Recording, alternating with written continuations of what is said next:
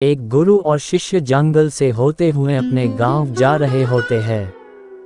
अंधेरा काफी हो चुका था।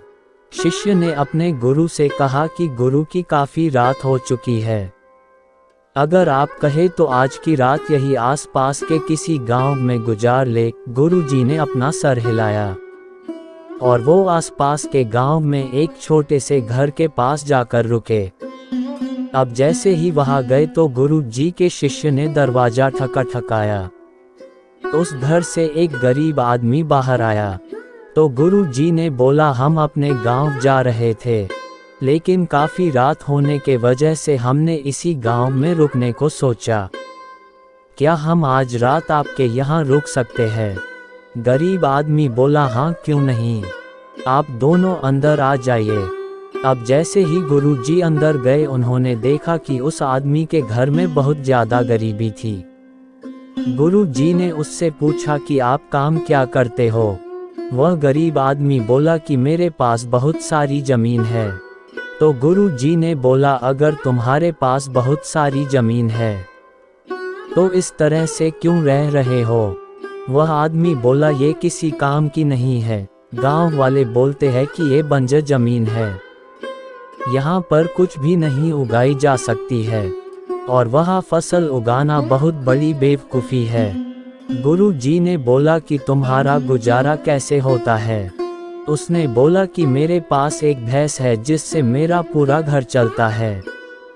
ये सुनने के बाद गुरु जी सो जाते हैं और रात में जब सब लोग सो रहे होते हैं तब गुरु जी अपने शिष्य को उठाते हैं और उस गरीब आदमी की भैंस लेकर अपने गांव चले जाते हैं।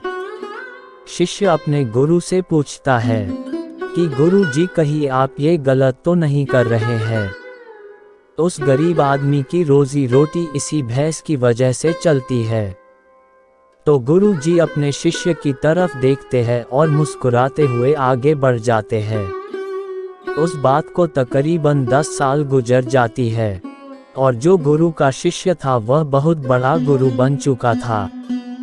तो एक दिन उन्हें उस गरीब आदमी की याद आती है कि मेरे गुरु ने उस आदमी के साथ अच्छा नहीं किया था, मुझे एक बार चलकर देखना चाहिए कि वह आदमी अब किस परिस्थिति में है।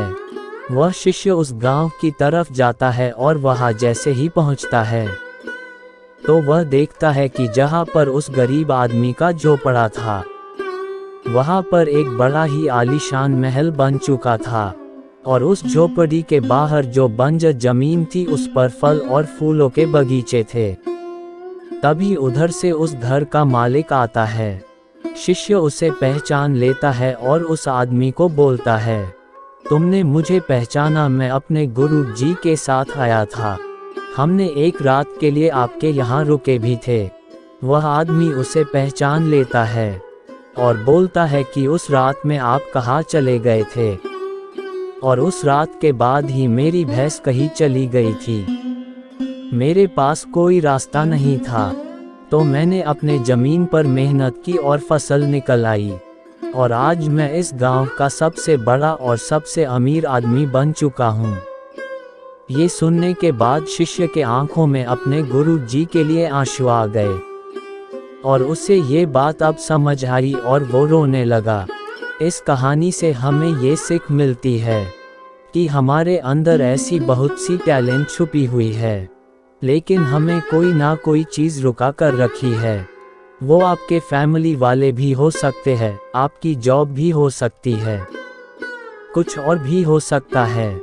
देखिए, आपके पास भी तो भैंस की जैसी कोई दूसरी चीज़ तो नहीं है जिसने आपको आगे बढ़ने से रोक कर रखा है।